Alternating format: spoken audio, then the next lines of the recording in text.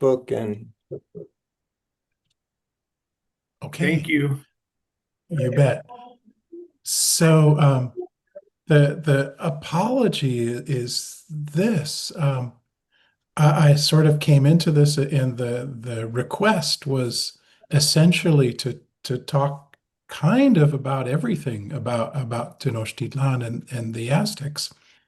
And when I taught this at the U, the subject matter for what I wanted to do in an hour today, I would spend 21 hours on it with my undergrads.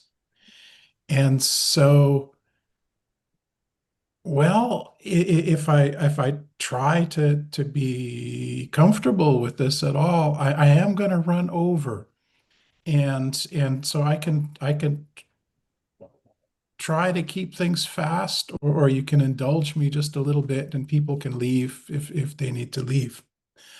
Anyway, so there's a lot of stuff here, and it's interesting things, and so I would love to just keep going. I'm going to share my screen now, and vanish away.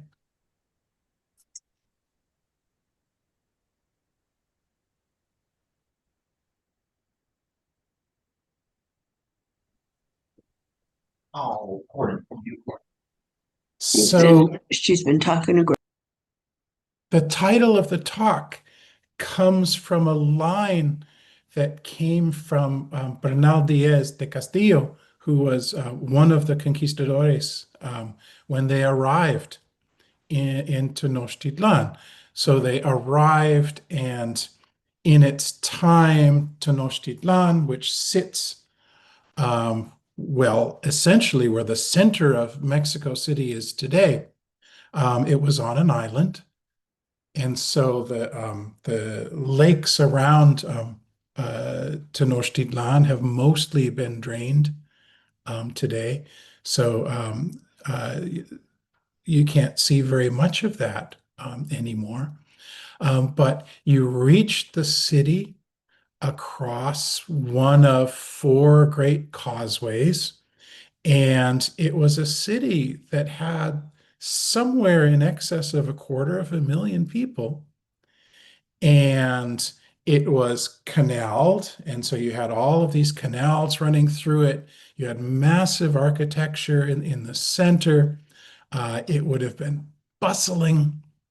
So canoe traffic, boat traffic, human traffic moving in and out. It would have been just a tremendous place. And Bernal Diaz, writing, I should say, he arrived in Tenochtitlan as a young man, and he wrote this down as an old man.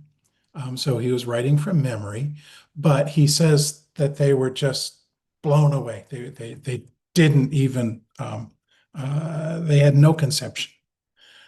This would have been for probably any of the conquistadores. This would have been the largest city any of them had ever seen.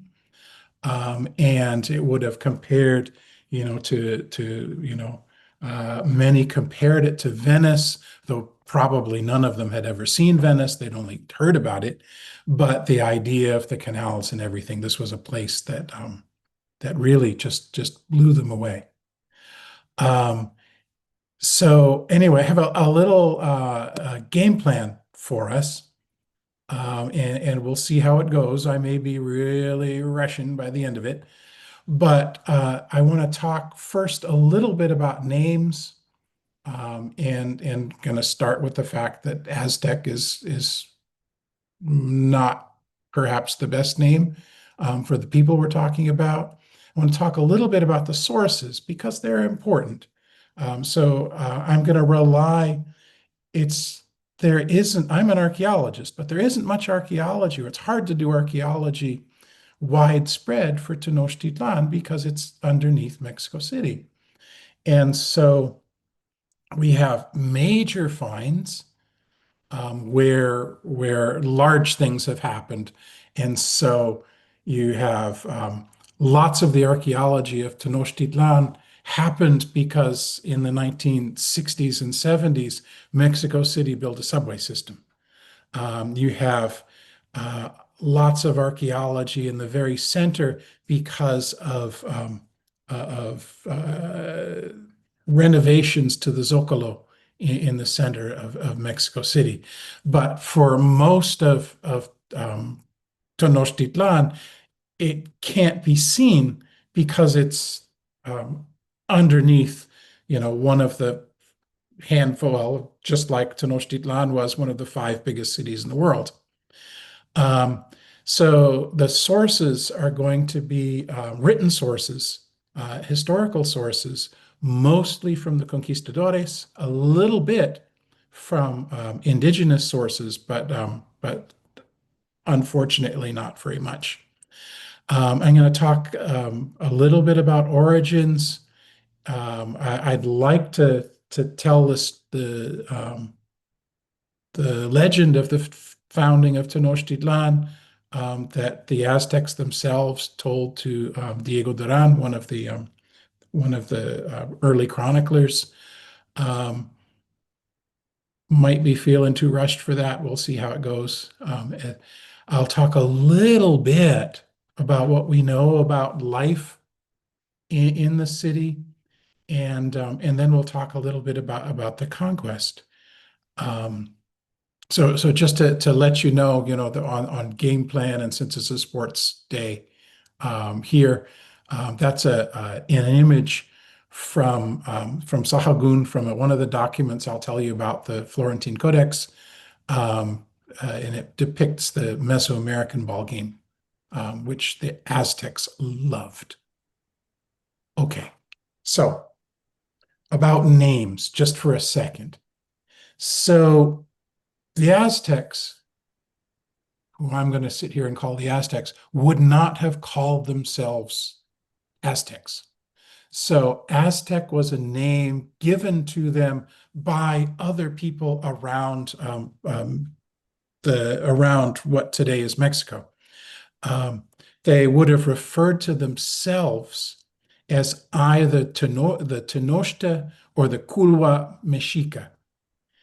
And so Mexica would be their ethnic name, and Culwa is the name that elite Aztecs would have attached to themselves, and it comes from their ancestry, their claimed ancestry to another group in the basin of Mexico, from a site called Culhuacan.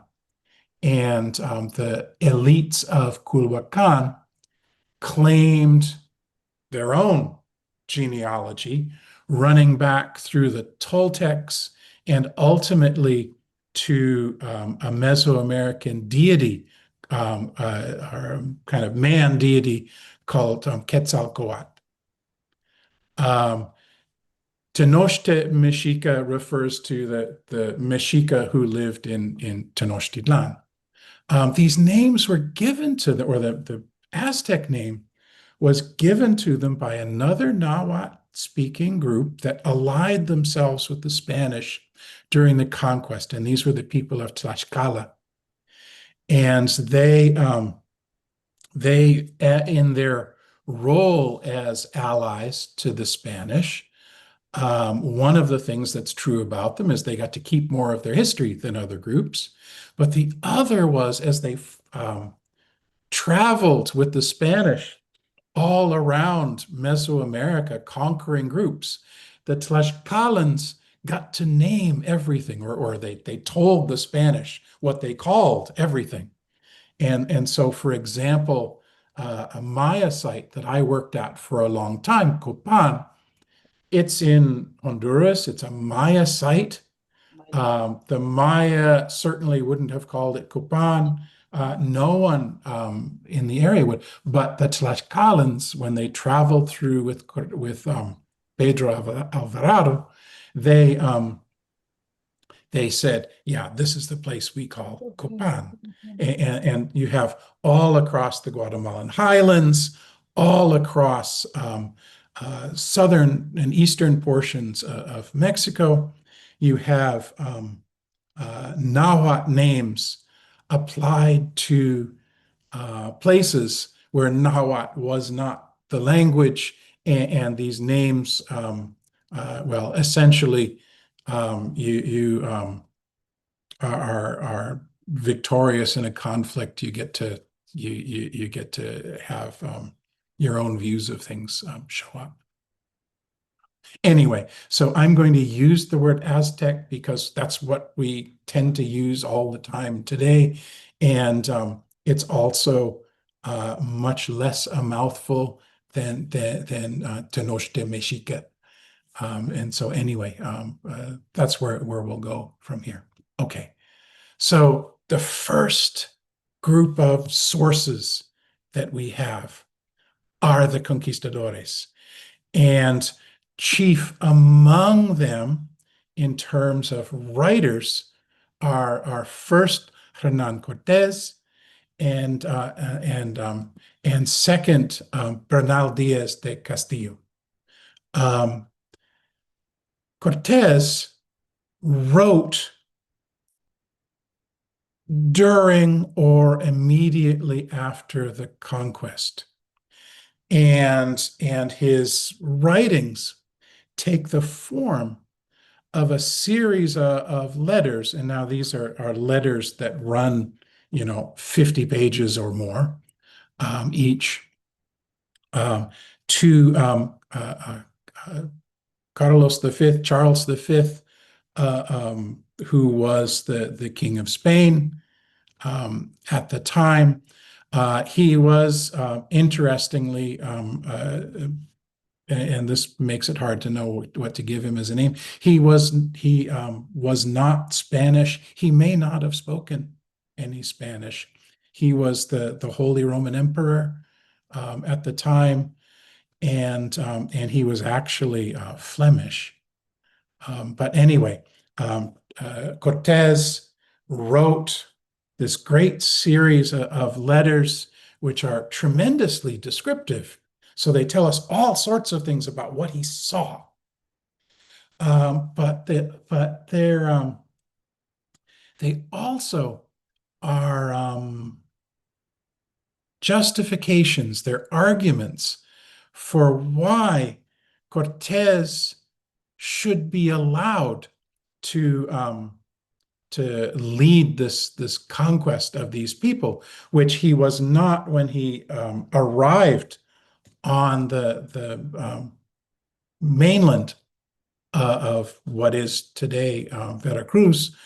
Why he should be allowed to exceed his original mandate.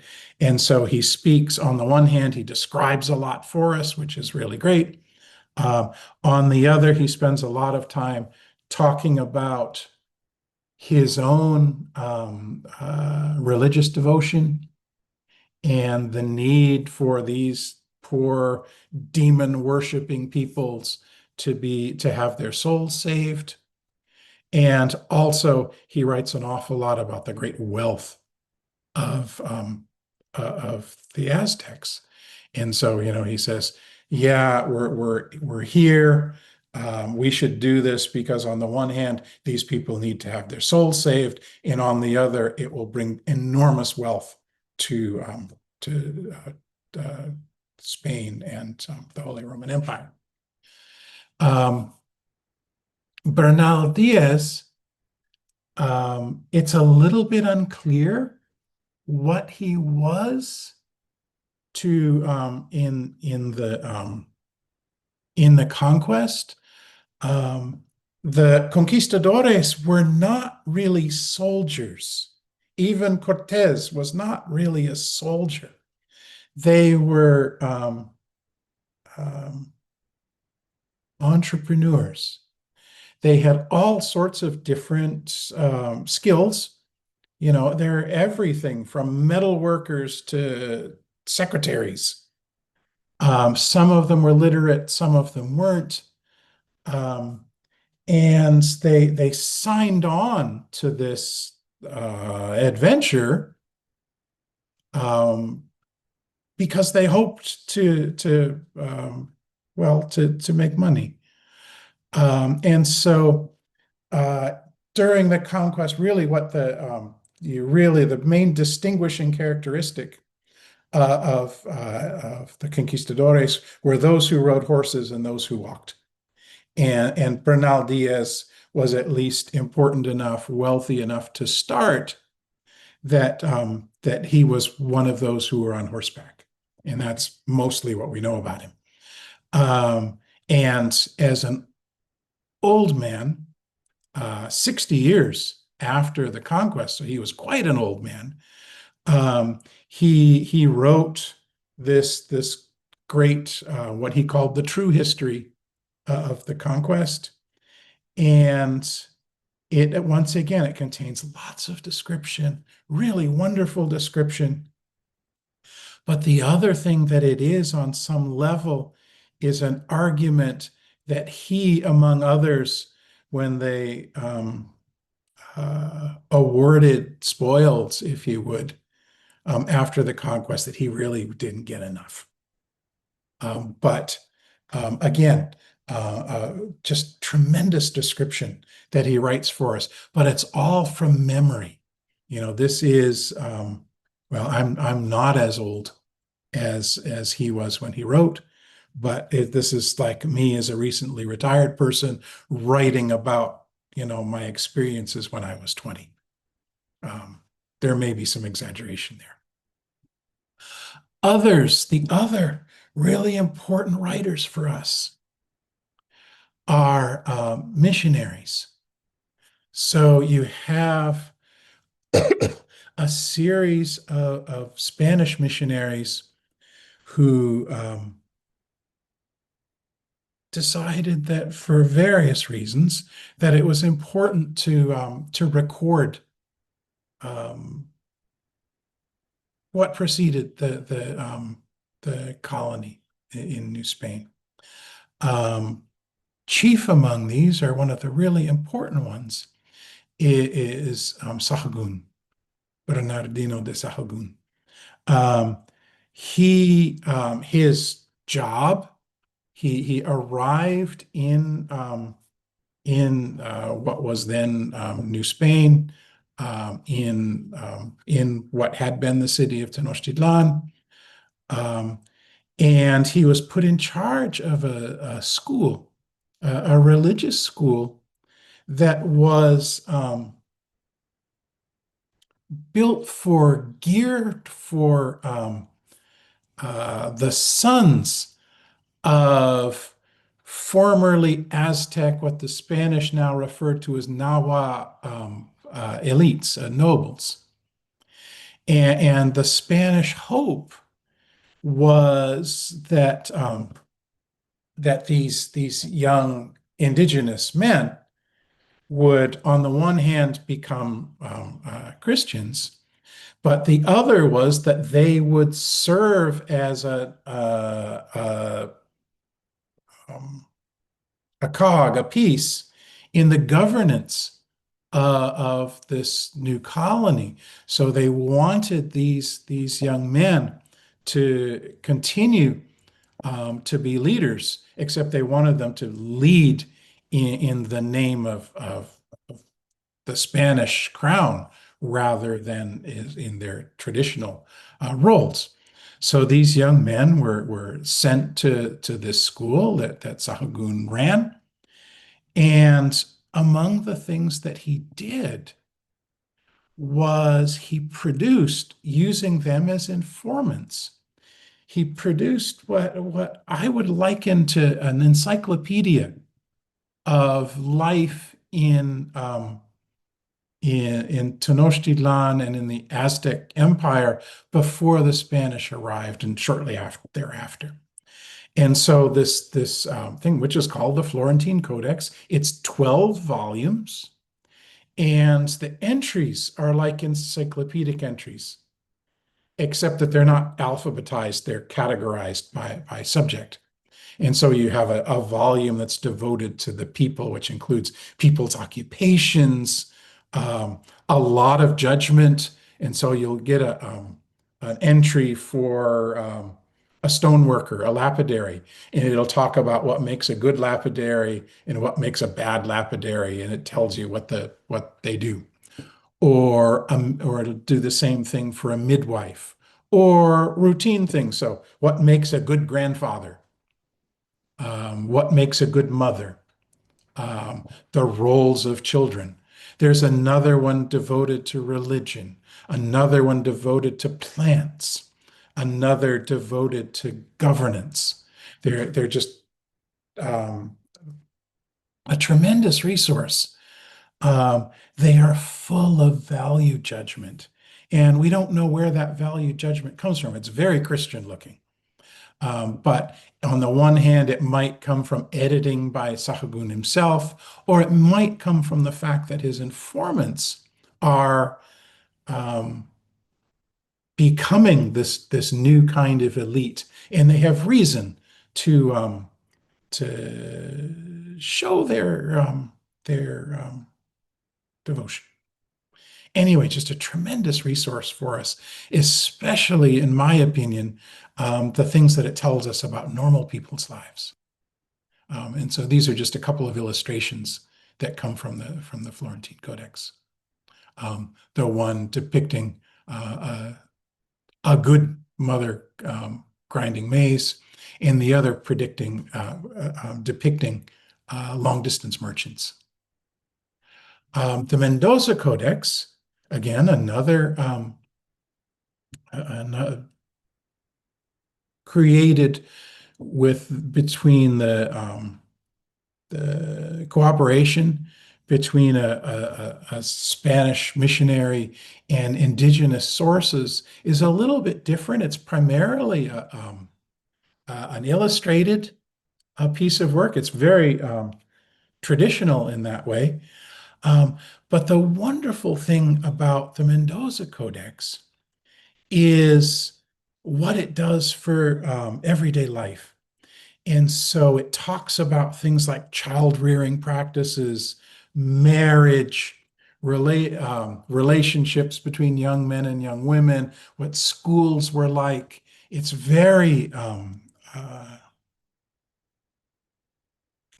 well, it depicts everyday life. It depicts the parts of society that personally I find the most interesting. I find those more interesting than the big temples and things like that.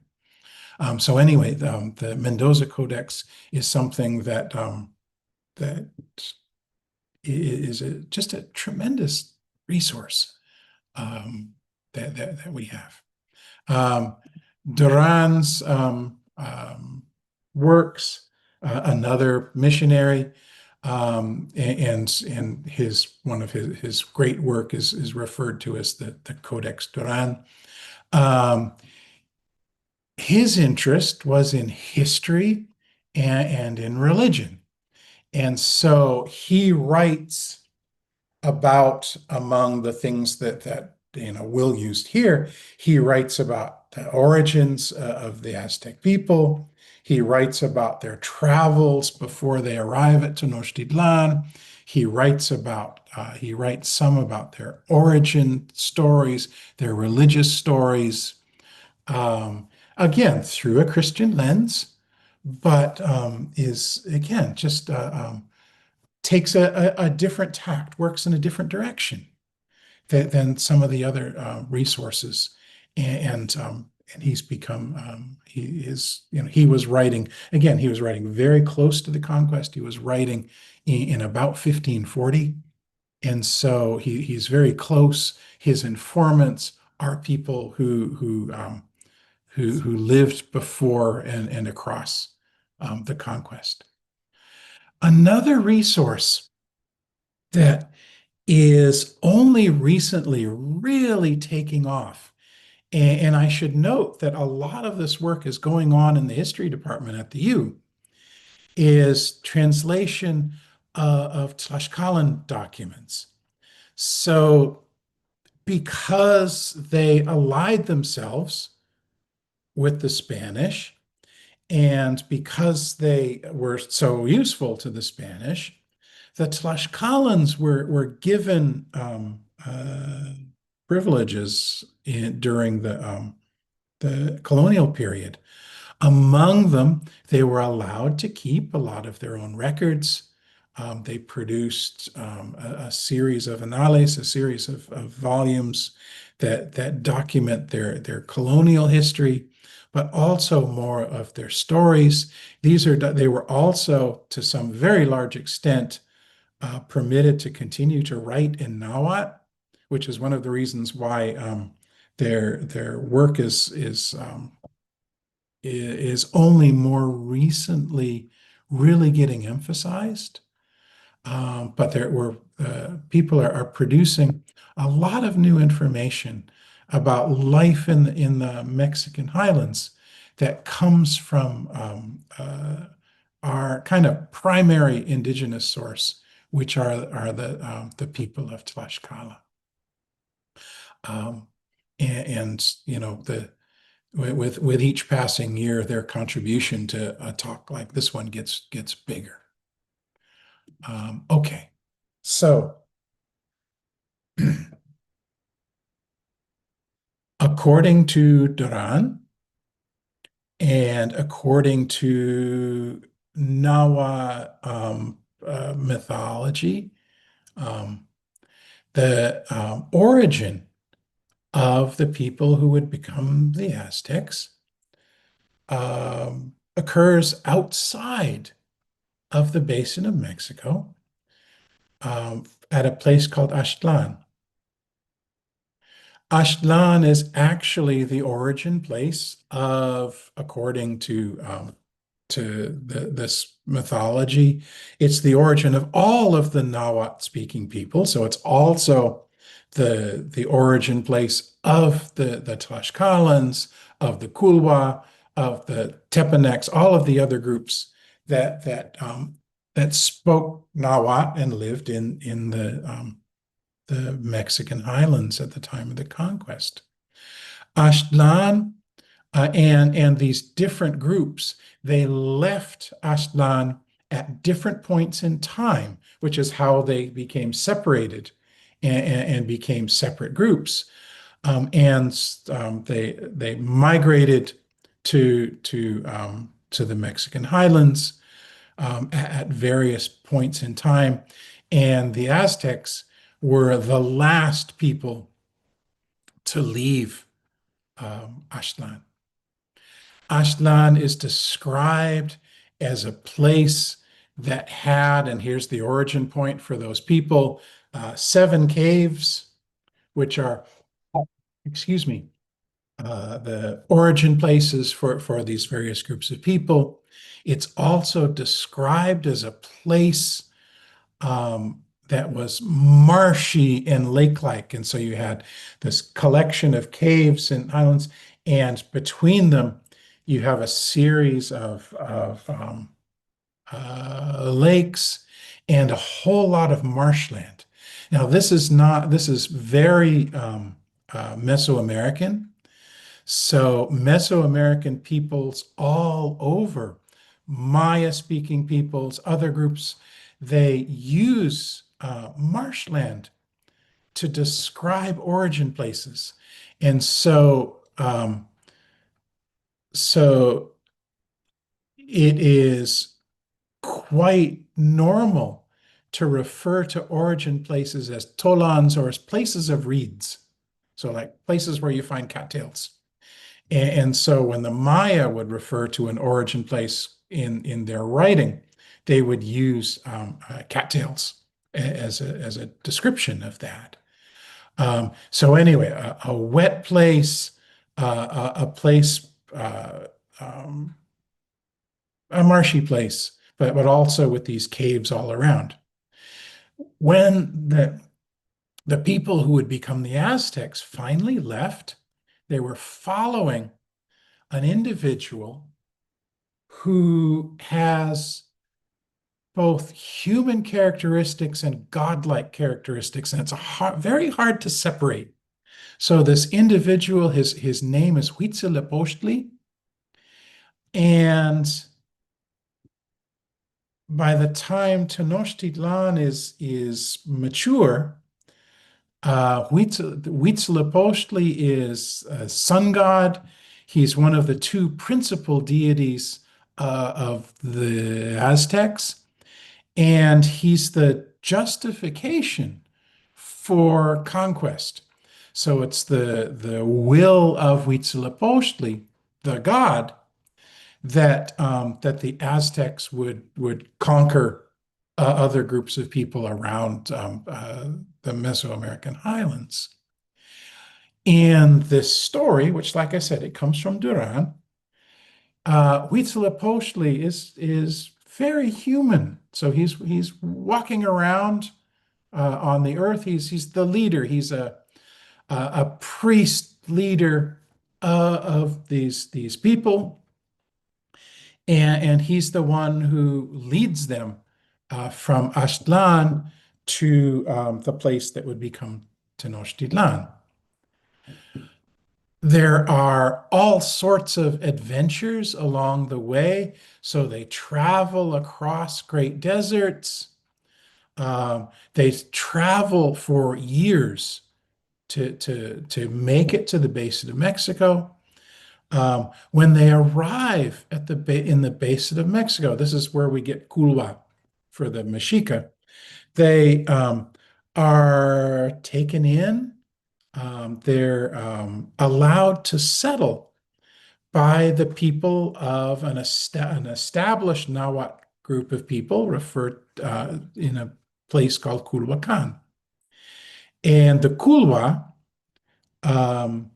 they give the people who would be the Aztecs, they give them land, not very good land, but they give them land, and they employ them. So they allow them to live in their space, but I'm not going to keep calling them Aztecs. The Aztec people work as specialists for them. They work in their homes, they work for their elites, and they intermarry. And it's only the leaders of the Aztec people who intermarry with the Culhua. Um, and things look kind of happy, but Huitzilopochtli is not happy. So Huitzilopochtli has bigger things planned for these people. And so and this is one of the major stories of this movement, he gathers the leadership of the Aztecs, and he says, you think you're happy here, but this is not where you're going. This is a stopover point, and you're being turned into slaves, and we got to get you out of here. And excuse me. And he tells the Aztecs what they're going to do. And he says, this is how things are going to work. I want you to build a temple, and I want you to go to the leader of the Kulwa, the lord of the Kulwa, whose name was Akitimet. And he has a daughter who he deeply loves. She's the apple of his eye. And I want you to offer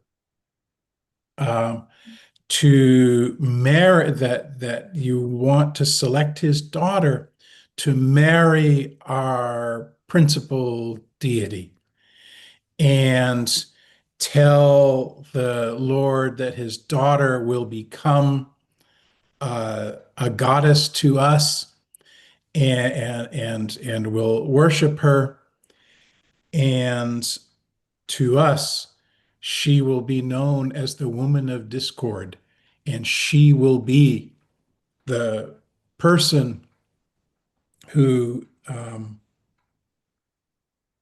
makes our escape from this servitude that we're stuck with the Kulwa.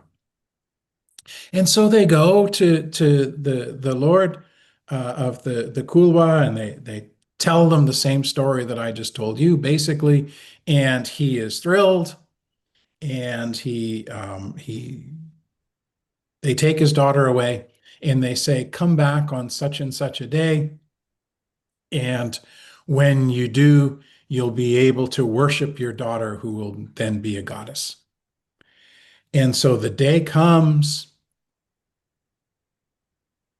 the Lord of the Kulwa, who I'm stopped using his name because I stumble over it every time.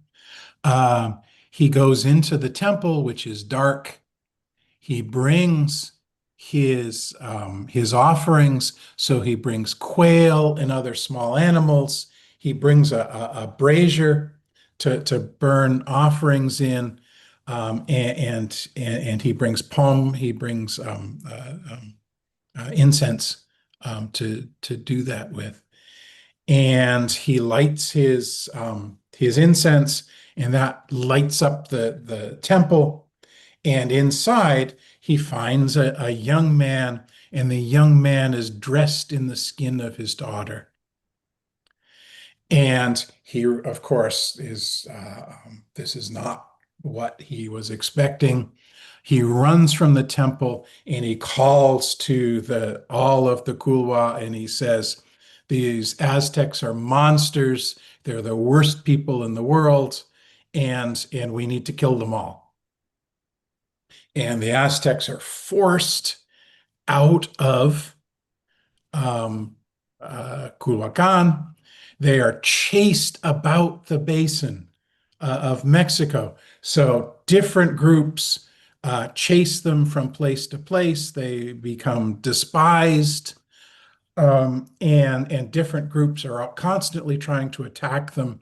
Finally, they cross the marshes into the lakeland in the center, and they regroup themselves on a small island in the middle of the lakes, where they see a vision, a sign.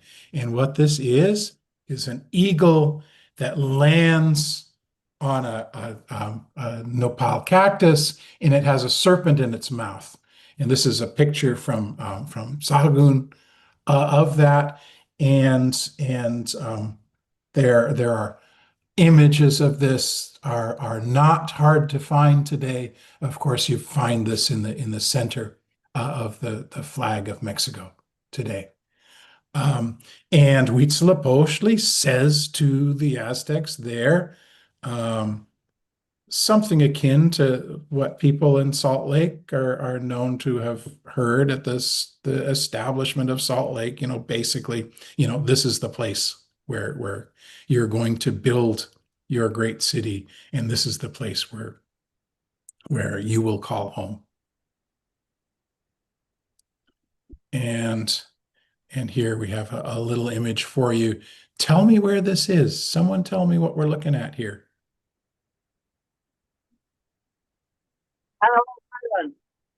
I beg your pardon? Antelope Island, Great Salt Lake. Yeah. Yes, you are. You're looking at the Great Salt Lake. And I'm going to tell you why I'm going to show you why I'm showing you the Great Salt Lake. And now this is the lake system in the basin of Mexico. It's really easy for me, or it was when I was teaching at Utah, to explain the ecology of the basin of Mexico at the time of contact, because it is so familiar to people who live in the Salt Lake Valley. And they're just ecologically, geologically, they're tremendously similar places. So, and of course, the basin of Mexico has been tremendously altered since then. But what you have there, just like what you have here, is an internal drainage basin where there's no outflow. So the water flows into it, pools in the lake system at the center, and it can't get out. And so what happens is in the lowest sections, the lowest elevation sections, the only way out for the water is through evaporation. And so the minerals that flow in through streams, including salts, they stay in the water that remains, and the fresh water is evaporated away. And so here we have Utah Lake, which is mostly fresh, which flows into the Great Salt Lake, which doesn't flow out anywhere. And so the Great Salt Lake is is salty, Utah Lake less so, but you have that kind of system. In the basin, you have the same sort of thing. And importantly, you have the flow, and I shouldn't be pointing with my own screen with my fingers, the flow from Lake Chalco and Lake Xochimilco down toward what was then Lake Texcoco, which no longer exists. But you have fresher lakes down here and saltier lakes up here. And the Aztecs were able to take this first and do something that was also done here in Utah, which is they're able to manipulate that salinity. So there's only, for those there who fish, there's only one place in the Great Salt Lake where you can fish, and that's Farmington and Willard Bay. Right? So Farmington and Willard Bay, that's where the Bear River flows into the Great Salt Lake. And what was done there is in the 19th century, they put a system of dikes across Willard Bay and Farmington Bay that allow the water to flow out of them into the Great Salt Lake, but don't allow water to flow back. And so basically what they did was they took the freshest sections of the Great Salt Lake and flushed them out. And so you got water there that could be used for agriculture, and also because of that, where fish could grow. The Aztecs did the same thing. They built a massive system of dikes that basically blocked off the western sections of Lake Texcoco and Chalco and Xochimilco from the rest of the lake system. And in so doing, they allowed this section of Texcoco to flush out and become fresher and fresher, and they maintained the freshness of Chalco and Xochimilco. And so this whole section became kind of like Willard Bay, in that they became fresher over the course of time. And so the water there became, well, the water down in Xochimilco and Chalco was actually fresh enough for agriculture already, but this section also became fresh enough to do agriculture with. The second way that the lake system in the basin of Mexico was like the lake system in here is it's very flat all around the edges. So there's not much topographic relief between the Great Salt Lake and the land around it, right? So the Great Salt Lake, it rises by a foot and it grows tremendously, right? Or it drops by a foot and it shrinks. And, Antelope Island ceases to be an island because the Great Salt Lake has dropped 3 feet kind of thing. And so you have all of this kind of swampland around the edges. Well, what the Aztecs did is they used that.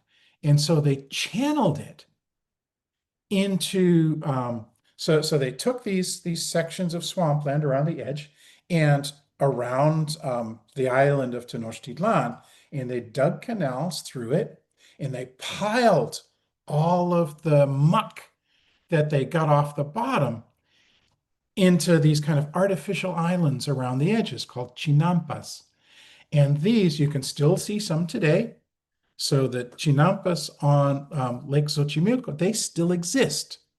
The rest, they're gone because Mexico City has been built over the top of them. They were drained and was built over the top. But these were incredibly productive. So, so an important thing about the Basin of Mexico is that it is high. It's 7,000 feet high. And so it experiences, in the wintertime, it experiences frost and even occasional snow. But the frost cycle inhibits, it limits the amount of time that you can leave crops in the ground. And rainfall in the basin comes in the summertime. And so you have to, if you're a rainfall farmer, you have to wait for the rains to start to plant, and you got to get your crop out of the ground before the frosts arrive in the fall. What the Chinampas did, in addition to being tremendously fertile, is they broke up that cycle. And so there was water to the Chinampas all the time. And so you could plant at the end of the frost season in March, and instead of waiting until June or so when the rains hopefully arrived. And so, and you could harvest at the same time, but it meant that you could get multiple crops the same year. And that meant just tremendous agricultural productivity, which allowed, among other things, it allowed Tenochtitlan to grow. And it also shaped the city in that the city became this, artificially growing island. So when the Aztecs finished with it, it was a lot bigger than it was when they started. But also it was surrounded by these chinampas. The canals served, on the one hand, they brought water and they brought new nutrients to the soils around them, but also they served transportation. So you could move about these, you could move goods around on these canals better than people could carrying them on their backs. Okay, so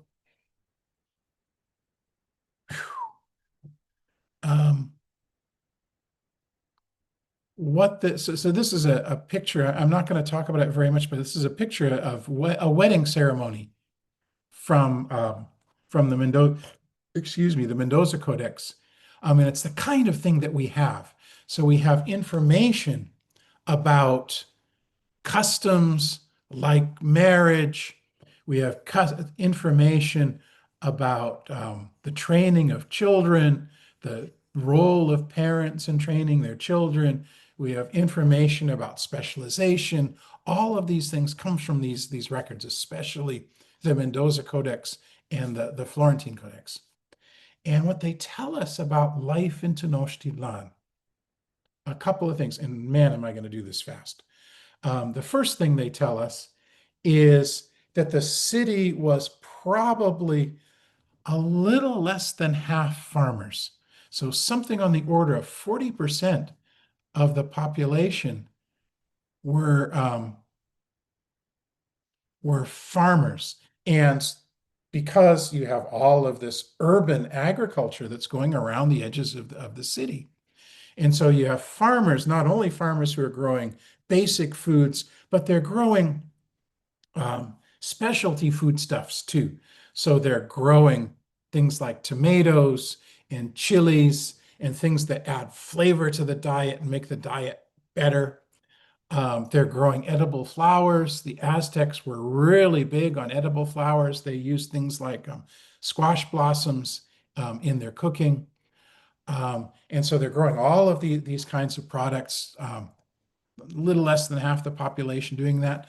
The rest of the population, you do have a big upper class, but you also have all sorts of specializations, everything from porters to potters to basket makers to lawyers to midwives, all making their living in this real urban center, this real city.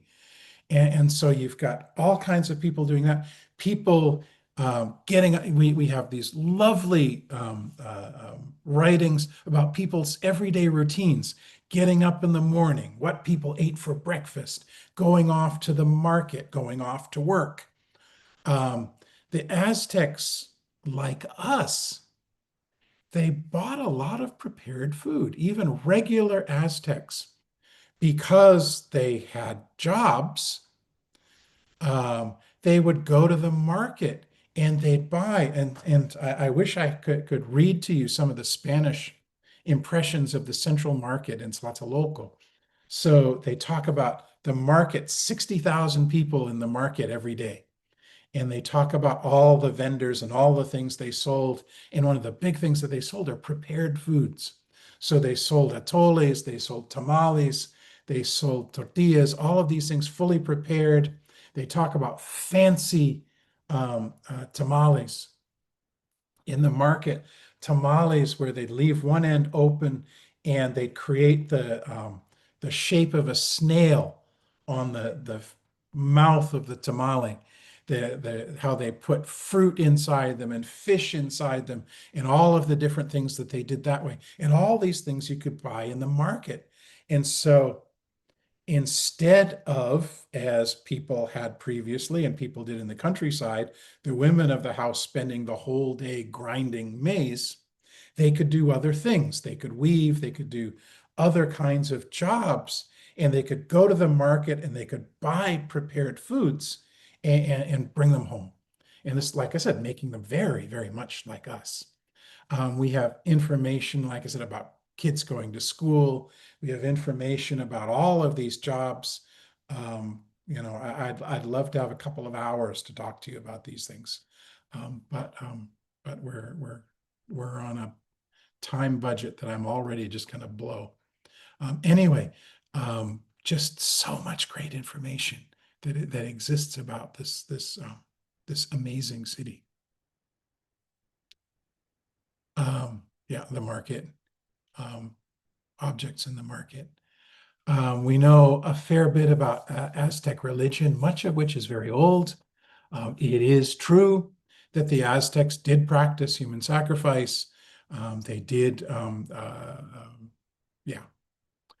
we know a fair bit about the Aztec conquests of other places. And so the Aztecs carved out an empire that stretched from the Oaxaca Valley up to various places near the Gulf of Mexico and various places on the Pacific coast. It was sort of a Swiss cheese kind of empire. So there are places that were not controlled, that sat among groups that were, the Tlaxcalans being the major one of those. But this was, they controlled, by some estimates, something on the order of 10 million people.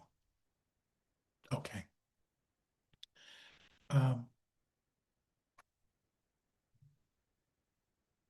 In 1518, the Spanish start mapping the coast of Mexico and Central America in earnest.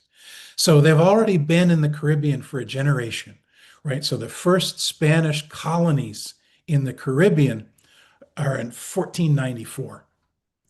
And so there are big Spanish colonies on the island of Hispaniola, which is where Haiti and the Dominican Republic are today. There are big Spanish towns in Cuba. And Cuba is sort of the center of Spanish colonization of the Caribbean. In 1518, the governor of Cuba, whose name is Diego Velázquez, he gets permission from the Spanish crown to launch an exploratory expedition of the Yucatan Peninsula and what we would come to know as the Gulf of Mexico. He looks for someone to run this, and the way this he wants this to work is he wants the person to run this to be one of his clients. And so you have a big patron client system in Cuba, just as you did in Spain at the time. And so he's looking for a relative or someone that he has a lot of who owes him to run this. And he goes through choices, but he has a lot of trouble finding someone. Finally, he settles on the individual who was, the documents suggest, his fourth choice, who was a man who had worked with him, who had fought with him in the conquering of Cuba, and a man who had served as his secretary when he was governor of Cuba, but also a man who he has a complicated relationship with, because this man had seduced, perhaps raped, a member of his household, a servant in Velázquez's household, and he had forced this man to marry this servant, and this man was Hernán Cortés. Cortés, like a lot of the men in Cuba at the time, he comes from a minor family in Spain. And he's trying to make his fortune, and he has a little encomienda in Cuba, but he's looking to do better. And so Cortés takes this on, but Velázquez doesn't really trust him, and Cortés gives him reason. So one of the things that Cortés does as he's preparing to go on this expedition is he's hiring on to work with him all of his own clients and not Velázquez's own. And so Velázquez decides to replace him. Okay, I need your indulgence now. I'm going to run out of officially time with you. Like I said, normally this is 21 hours, and I've talked way too much about things that I think are fun. I can go through the conquest, and I can talk about some of the reasons why the conquest went so quickly. To do it, it's going to take me half an hour or so. Would you like me to? I'm happy to do it if people have time, but I know that you didn't plan on that time. So tell me. Yeah, Rick, yeah, we do have a time schedule, but we could gladly have you come back. We're planning to have a conference in the spring. I would be happy to finish this in the spring. And we would Would be gladly great. like to have you, finish this in the spring, and you can If have you'd like that, I'd be more pleased to do time. that. Yeah. Oh, we would love it. So we would love that. So maybe, maybe you can ask some questions for now, and Please, yes. then we I'm can happy to deal with answer any that. questions. Okay. Well, I have a question. Yes, please. People have said that the Aztecs, in their migration to Mexico, came through Salt Lake City. Is there indications of that? So there are.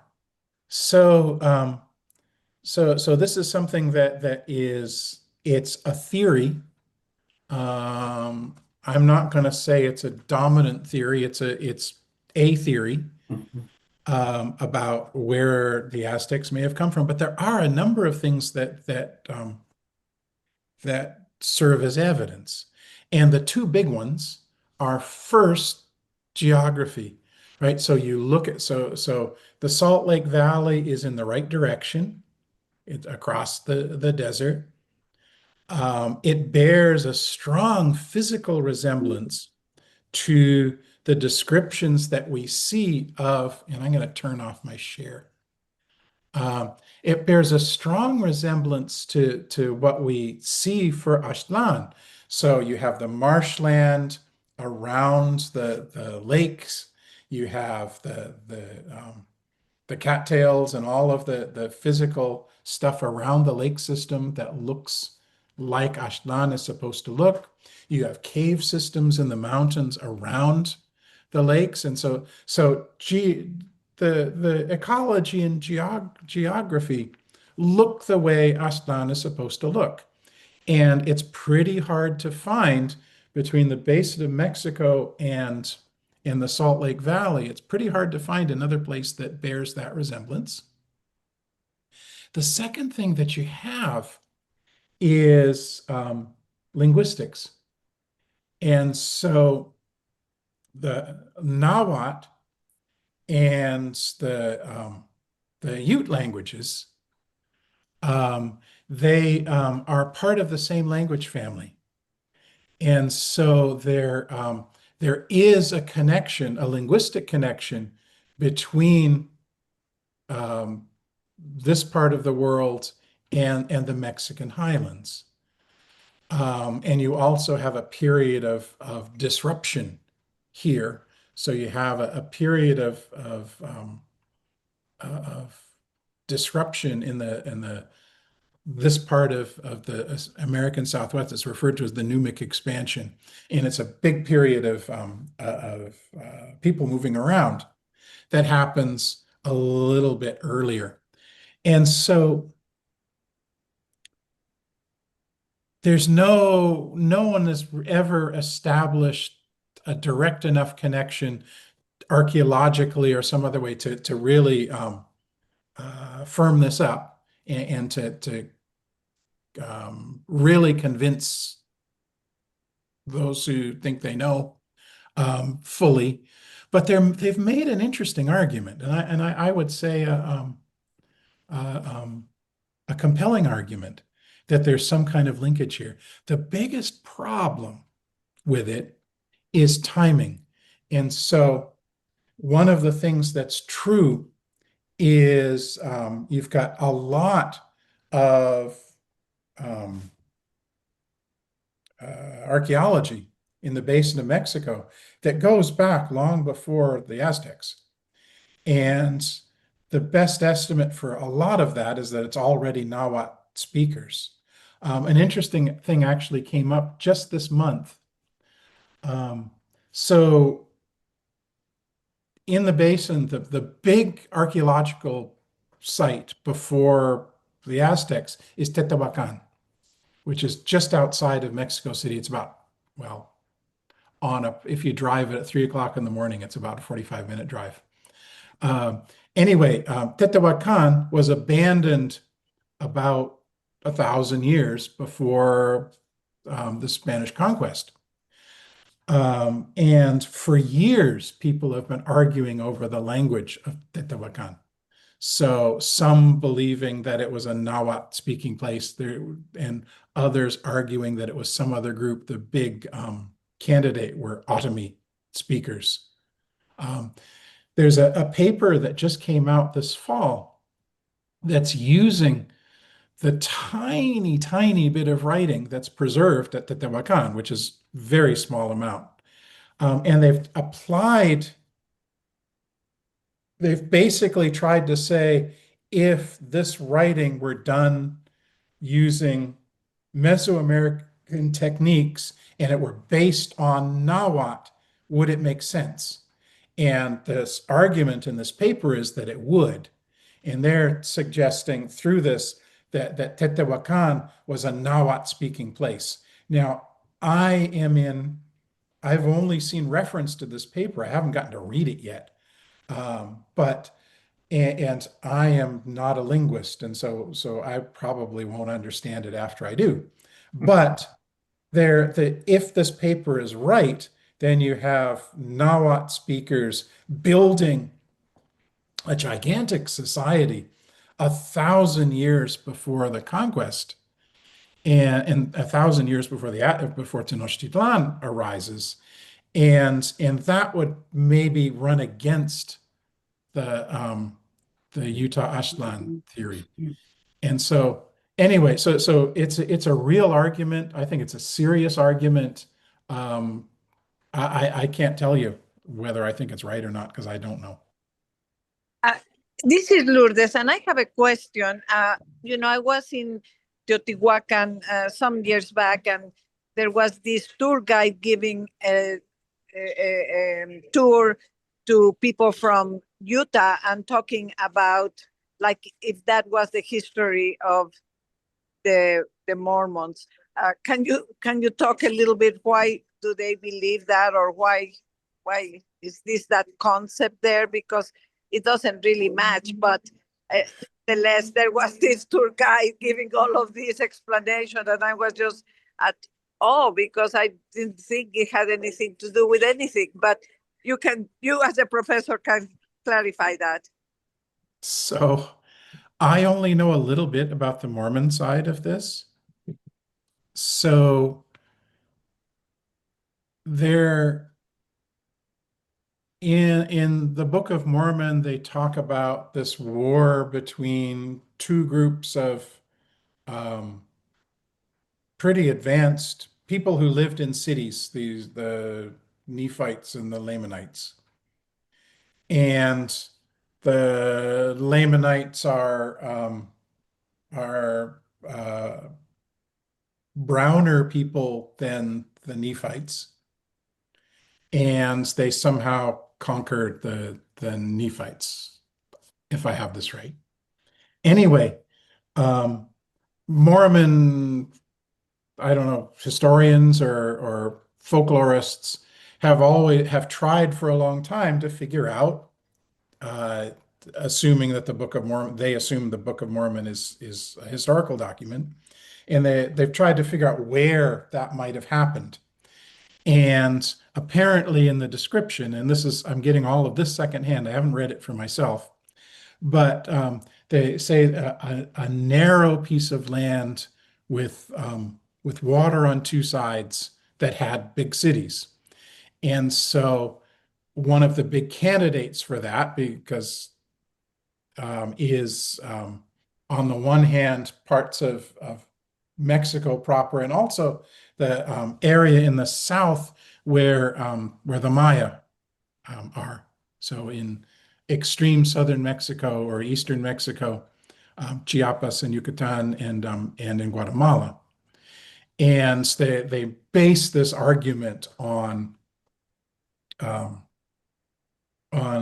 shape of the land and the fact that there are big cities there and people with browner skin than people from, I don't know, Northern Europe.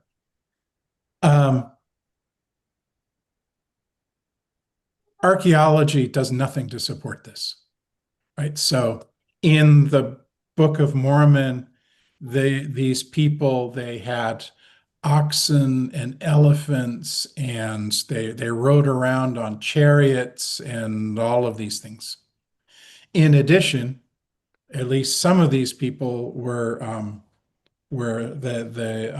another piece of this is that these people initially supposedly came from the Middle East. They came from Egypt or someplace in the Middle East. I've been doing archaeology in this area for 40 plus years, and I've never found an elephant or a chariot or any of those things. And to the great makes people in Utah sad when I tell them that. Some people in Utah sad when I tell them that. But it's the way it is. And also, they've done genetics on skeletons from archaeological sites in the area. And what you're looking at are indigenous people from the area. So the people from Teotihuacan look like the ancestors of people in the Mexican highlands, and they also look like all indigenous New World people. So they have some genetic resemblance to people in Asia, but mostly they look like other American Indians.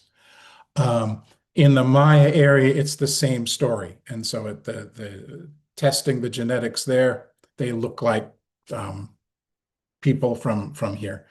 So there's no archaeological support for that.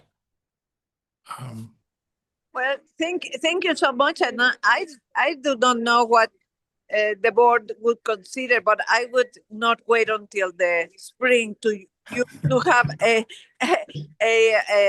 to invite you back, because it's part of history, and you connect with whatever you have taught us, and then you connect with whatever else is there.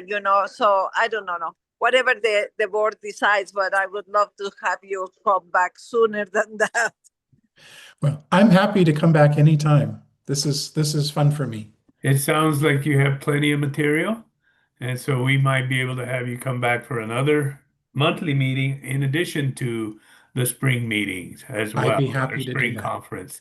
I'm happy We to do do not that. have a meeting next month because we are having an event, but we will discuss this at the board meeting. All right. Okay. In any case, we will have you back at least Okay, well- once, maybe twice. It would be my pleasure. All right. Any other questions, folks? I just want to say something. This has been wonderful. I was a student of Dr. Charles Dibble, and you were? so you gave me information that he didn't have, all those years ago. But he was a wonderful teacher. Though he's responsible for a lot of what I know from the Florentine Codex because he helped to translate. He translated it. Yes, and I have the Florentine Code, the translation, obviously. So I'll tell you what's really fun for me is I have a copy of the Florentine Codex, and my copy was Dibble's copy. Oh, wow. So it's inscribed inside. It was Dibble's own copy of it. Oh, that's fantastic. Yeah, he was terrific. Unfortunately, when he retired, I was in the middle of my graduate and work, and then he left. And that was, Yeah, anyway, I was a whole very other sorry story. that I never got to meet him. Well, yeah, I feel really privileged that I was there in time to be able to be his student. Okay. So All yeah, right. please come back. Oh, I'd be so happy to. And just for your reference, we meet every third Saturday of the month. So it could be as early, well, I don't have my calendar up, but the third Saturday of December, possibly. Okay, so Well- the third Saturday of December sounds like Christmas. It could be. I'm not sure. Close. So, We'll figure all that out. And like I said, probably once or twice more. Okay. well, I'd be very happy to. All right, folks. Nice Thank to you meet so you all. much. Give a hand to Dr. Paine. Thank you. Thank you, Rick. Thank you. And you're more than welcome to stay around if you want for our membership meeting. But of course, you may have things to do, and we'll probably, hopefully, be finished by 11:30 as well. I think we will. So Okay, well, I think I'm going to leave you, but Okay. thank you so much. It was You really bet. nice to have a chance to talk to you. all right, awesome. Take care. Thanks. Okay. All right, folks. Oh, let me stop the recording.